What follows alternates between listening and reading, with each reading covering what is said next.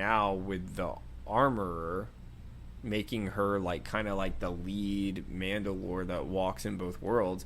I guess she's gonna try to go to all these different areas where Mandalorian creeds are. She's gonna start this like revolution where you have this like Mandalorian sovereign state, and I guess they're gonna help people and try to officially overthrow whatever was like, I guess, like the order or whatever is there currently that's left of the Empire. I guess that's where they would go. Is that your thoughts on it?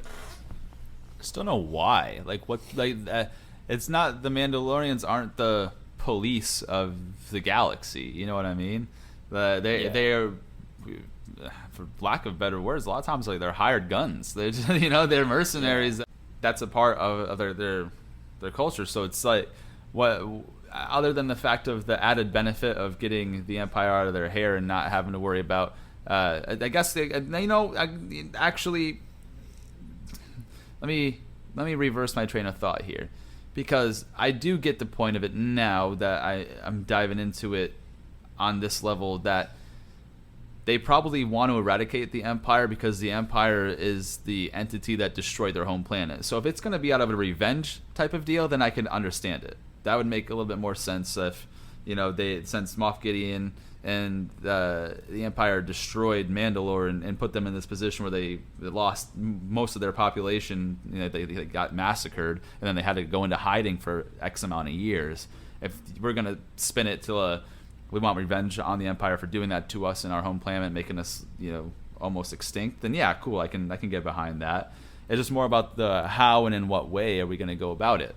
Like, are we making a search for all remaining Mandalorians and trying to bring them together? Or are we just going to try to bring these two factions together, the ones that are cool with taking their helmet off, the ones that aren't cool with taking their helmet off? Is the armorer going to bring them all together and say, this is my word and I have spoken and this is the way? And is everyone going to be like, yeah, cool, armorer, you're right again? Like, I don't know, dude. Like, I guess my biggest thing is what's the next steps now? Because obviously she is recognized as the leader of the Mandalorians. It's one of those now where, in what capacity does her leadership move forward? And now is she going to go back, like I said, bring everyone back, bring that whole fleet back to Navarro and meet the other faction of the Mandalorians where Paz Vizsla is and the armor is, and they're all going to come together and shake hands and decide that they're going to be one collective community? Or is it still, I don't get it. Are we going to just start trying to find every single one of the Mandalorians that are left in the galaxy, or as many as we can find,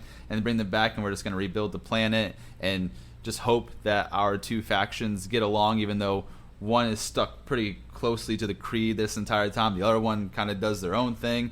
Like, what's the benefit to either way, and is that going to start causing conflicts among it? And there's just a lot of questions that come about now that we are trying to join the two different form. Again, I keep using the word faction, is the only word I can think of. The two different factions of Mandalorians together.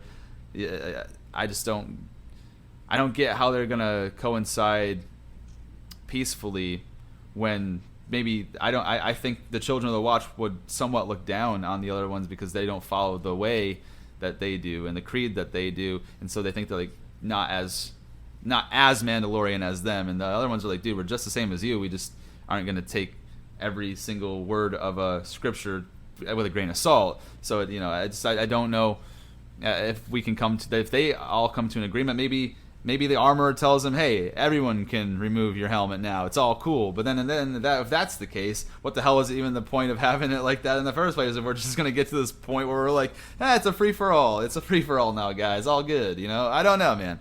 It's just that's what I'm kind of, my biggest question is with this whole thing is, now that Bo-Katan is pretty much the recognized leader of all the Mandalorians, where this goes from here as it pertains to the two communities